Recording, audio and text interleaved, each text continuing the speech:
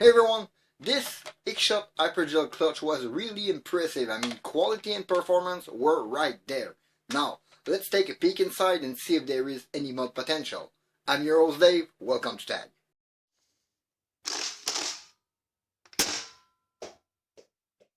This new line of hypergel blaster from xshot is different. I mean, they are built differently. They got really good quality out of them.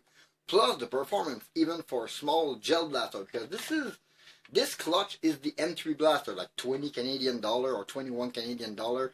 This is an inexpensive blaster. Since everything seems to be at the right place with this blaster, even the really cool reloading gimmick with this under magazine that reload the top hopper when you reverse the blaster, this is really a cool one. Plus this red plastic with the white and black deco on it really makes it pop.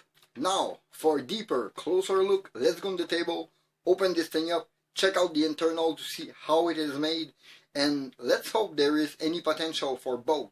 Maybe upgrading it as a gel blaster, or turning it into a cool foam blaster, because the angle of this magazine is not really far from an angle talent magazine. Let's go on the table. This clutch blaster, I mean, basically some of the best stuff xshot ever brought. I mean, they put the skins deco on it, they have bright color and a right colored plastic. I mean, the red is red, the white is white, and the clear is, my god, super nice. Very, very clear. When you get into the polish section, I was almost sure it was old, but no, it's plastic, so this is good quality. Plus smoothness of action. There is not really a seal inside, so probably try to maybe upgrade the seal. This thing will perform because the performance were between 165 to almost 200 FPS with this small $20 blaster, so I'm kind of impressed. But the thing that bugged me a bit is if I take an xshot dart, which is average dart, but I want to be fair, I'm going to use xshot dart for xshot blaster, and I put into dart zone MK2 small barrel. I just insert the dart in. If I just prime it and install it there, I mean, there is a lot of dead space for a small blaster, but this thing shoot about 70 to 75 FPS. So I think there will be some mod potential for this blaster if I want to convert it. Plus, I have to say, this angle is very, very close to an angle 10. I mean, there's just a small difference. It is way less than with a Pathfinder modification. This could work. Plus, the little mag catch is almost at the right place for this magazine, so it could be fun. For now, let's open it, dig inside and check how it's made. Probably we're gonna be able to upgrade it or at least tune it with the seal, but my goal is to inspect this blaster to see if quality is inside and outside. Okay, we are in. Wow, okay, this is still a nice volume. I mean, there is not that much of a stroke, but this is still a nice volume. I mean, some dart blaster have less air than that in them, so that might be cool. Now for that chambering section, let me remove the muzzle. This spring is rather good. Do we have enough travel? So no, we could not modify it. The way it is made, it is not possible. But we could still upgrade the potential, fix the seal to make this gel blaster perform a bit better. We have a plastic barrel, a long chambering section. But this barrel could be changed inside. I mean, all this plastic is nice. This shell is really thicker. At first I thought it's only thin plastic with the other thing inside. Yes, there is something inside, but this shell is really cool, and the way they constructed it, it is a lot of xshot thing and a lot of other thing inside. This is cool to see xshot install the spring seat. Come on, xshot. Put this kind of construction inside your Pro Blaster. This will be crazy. This thing is awesome the way it's made inside. It's simple, it's functional. I wish the plunger tube was at the right place, because this mag catch is, wow, straight at the right place to have a plunger inside of there. But the way they build it, it goes straight up into the plunger tube. I wish this plunger tube was back a bit. This way we could have this magazine inside. There could be still a way to install it here, but that will ruin the silhouette of the blaster, and the goal was just to insert it here. Nonetheless, this thing will be plenty upgradable as a gel blaster, because as I can see, pretty much everything on it is standard. Let me grab this, check the outside diameter of this barrel. Ooh, this is a big one. And I have an exact 10mm. Normally those barrels are 9 or 9.5.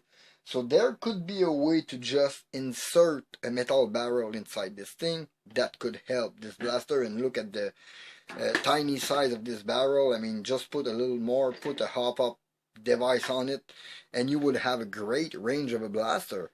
Fix the seal, because I can see through the tube that the O-ring is not even contacting anywhere. So if this O-ring was to contact, we would have a better seal and probably a 200 FPS blaster. Basically, we would have the same kind of blaster and same kind of performance you have in the Nerf Gelfire Ghost, which is about 2.5 times the price of this one.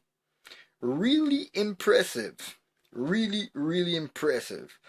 This thing works rather well on the chambering. Pretty reliable. I didn't have that much of an issue. Maybe 3-4 gel beads total that explode inside, compared to the 1 out of 2 I have out of my Ghost. So this is really a bargain. Let me just check that thing.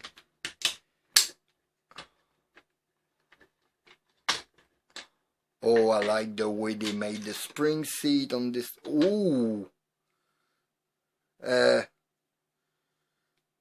is the same spring as the long shot. I'm gonna have to open it, because I haven't opened my long shot yet. But this spring is nice. Wow. This is a cool spring. I mean, I would be tempted to try that in a Viper.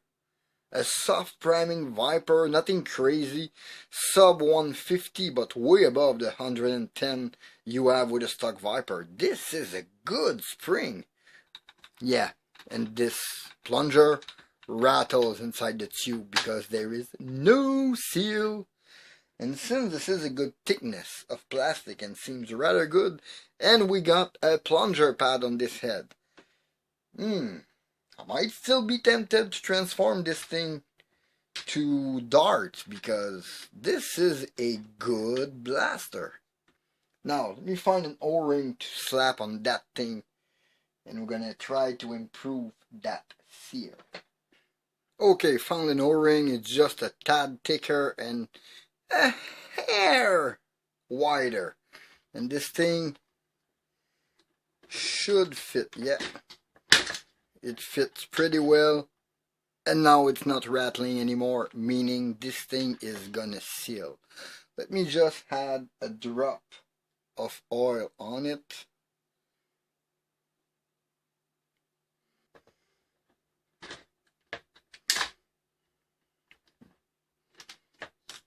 Now that this seal is updated, time to put it back together and try it up, because this spring is rather good for this blaster. I might improve it a bit, because I'm sure the internal can take it, since there is a plunger padding on it. But this is cool. In the end, this xshot hypergel clutch is quality inside and out. I mean, the internal were super good quality with thick plastic. It's a blaster that got a good mud potential, but for gel ball blaster. Basically, you can't mod this thing for dart. The way it is made, the plunger is right where the magazine would go. But for a gel ball, everything seems standard. There's a good air volume inside of there, and the plastic is rather thick. The spring inside is super strong and outstanding. I mean, I'm almost tempted of removing that spring and put it in one of my Viper just to see what it does to it, because this spring is amazing. No, I really think those blasters are a good step in the right direction for Zuru, because those shells don't just feel nice. I mean, they are thicker. The way this is constructed, this is a superior blaster. Good job, xshot, on those hypergel blaster. Hopefully the rest is on par with this thing. I can't wait to put my hand on the HP G700. That's about it. In the end, the xshot hypergel clutch is quality inside and out. That's what I retain here. Yeah, I think that's it for this small video. In the meantime, you can always follow me on Facebook and Instagram at ThatLittleNerfGuy. Please leave a like and comment, subscribe for more content. Don't forget to hit that bell to notify for my latest video. This was Dave Fatag. Thank you for watching. See you next time. Bye.